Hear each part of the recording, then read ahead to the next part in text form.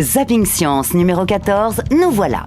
À l'affiche cette semaine, des tornades de feu, une plante verte très sensible, des canons anti-pollution, de l'eau qui danse et pour terminer, un peu d'histoire avec Manon Bril.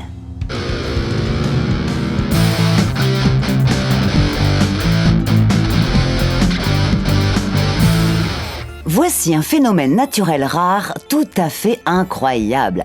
On appelle ça un fire tornado ou tornade de feu en français. Ce n'est pas de l'eau qui brûle, rassurez-vous. Cette tornade de feu s'est produite en 2003 dans le Kentucky aux États-Unis après que la foudre s'est abattue sur une distillerie. 3 millions de litres de whisky se sont alors déversés dans un lac. Et pour couronner le tout, un éclair y a mis le feu. Il ne manquait plus que de bonnes conditions météo pour voir apparaître ces magnifiques tornades de feu, hautes de près de 30 mètres. Je vous présente Mimosa pudica, une curieuse plante tropicale sensitive. Alors, pourquoi sensitive ?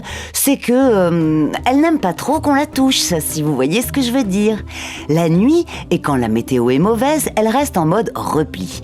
Mais lorsqu'il fait jour et qu'on la frôle, hop, elle baisse ses tiges et recroqueville ses feuilles illico. Dans quel but ? Celui de se défendre, bien sûr. C'est le meilleur moyen pour elle de se rendre insignifiante aux yeux de ses prédateurs.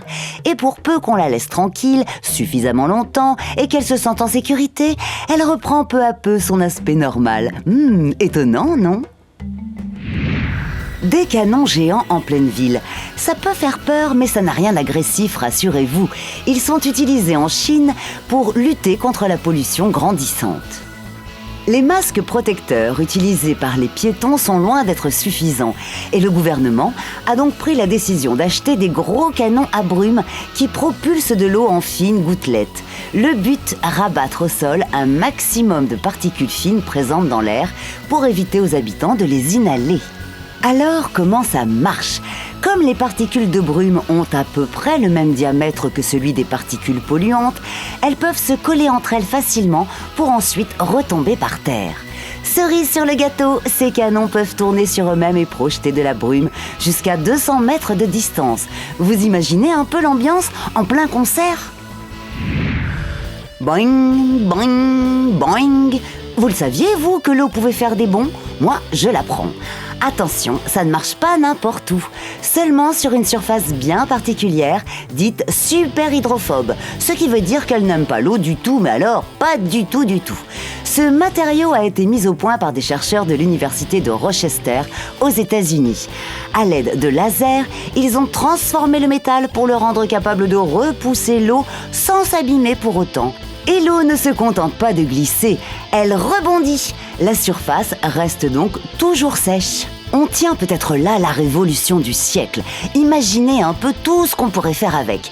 Améliorer les systèmes de récupération d'eau de pluie, faire la cuisine avec de vrais poêles anti-adhésives, rendre nos salles de bain perpétuellement sèches, modifier le design des voitures ou des avions. Et oui, si l'eau ne peut plus se déposer dessus, on peut dire adieu au risque de gel.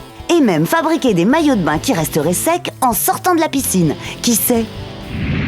Pour terminer, on va faire un tour du côté de chez Manon Bril, jeune historienne, avec sa chaîne C'est une autre histoire ou QA pour les intimes. Si vous êtes de ceux qui sont restés allergiques à l'histoire depuis l'école avec toutes ces dates à apprendre par cœur, qui sentaient bon la poussière, n'attendez plus, ces vidéos sont faites pour vous.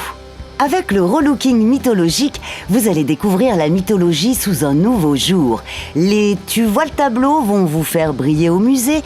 Et enfin, une ville au détail vous permettra de regarder d'un autre œil Paris ou encore Toulouse. Allez, on ne vous en dit pas plus et on a hâte de vous retrouver la semaine prochaine.